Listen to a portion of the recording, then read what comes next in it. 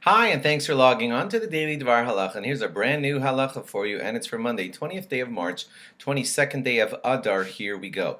As you do your Pesach cleaning over the next couple of weeks, I want you to ponder this thought. Somehow it seems that Chametz is like the bad guy, kind of, sort of. We need to burn it, flush it, get rid of it, vacuum it, etc. And Chametz is bad. That's question one. Like, what is bad? What is the badness in the? Sorry about that. That was bad grammar. What is evil about chametz? And secondly, if chametz really is evil, then how could it be that 7 weeks later, when the holiday of Shavuos comes, the main sacrifice, actually the main way that the whole holiday is described, I know that you all know that Shavuos is the day that the Torah was given, but that's now not how it is described in the Torah. In the Torah, it is described as the day of the sacrifice of the 2 loaves of bread. I pause while you think about that.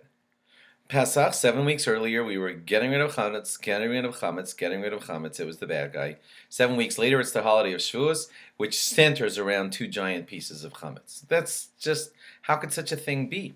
So here's what I love to say as the explanation for it, and it works like this. The evil in the symbol of chametz is that it's puffy.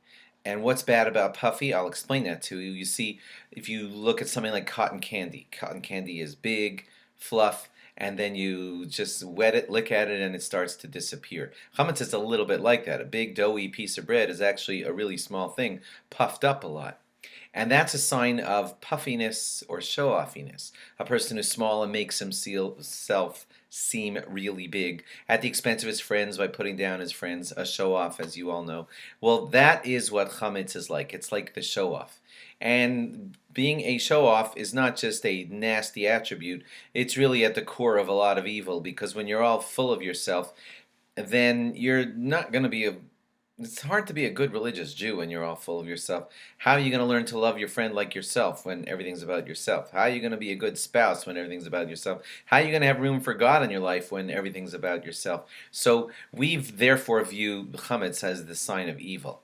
And we get rid of it, we purge it, because it's you're not going to build religion, strongly religious observance, unless it's built on humility. I'm small, I value the opinions of others, I value my God, I value my spouse, I value my fellow Jew. That's the humility, that's the cornerstone of Judaism. That's why we want to get rid of chametz. It's that bad, bad sign. Okay, but how come it's like a good sign 7 weeks later? The answer to that is simple. You see, Pesach was the beginning of our existence. We were on a 49th level of a low level of tumah, of impurity. God had to reach into Egypt and yank us out, so to speak, and we barely deserved to be taken out. And so puffiness, show-offiness, self-worth at a time like that is like early, because you're a nobody then. When you come through even now, when you come through the season of Pesach, you're reliving that feeling of, I was a nobody. We were like idol worshippers, and God had to yank us out of there. So at a low, low, low state like that, God says, I wouldn't be puffy and self-assured and egotistical at a time like this. 7 weeks later, when you got to the level of, when the Jews said, Nasa v'nishma, we will do and we will accept the Torah, and they said that at Mount Sinai 7 weeks after Pesach, that was quite a level of accomplishment. And for that, you can be a little puffy and say, I'm the people that accepted the Torah. At that time, God says, go ahead, have a lot of pride then. You were the people that accepted the Torah on Shavuos.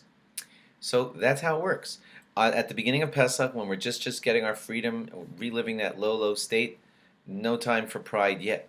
7 weeks later, when we make a something out of ourselves and we accept God's Torah and we live it, that's the time for pride, and that's why chametz then becomes central again at the holiday of Shavuos. Hope that all makes sense to you. Thanks for logging on. Log on again tomorrow for more. Bye-bye.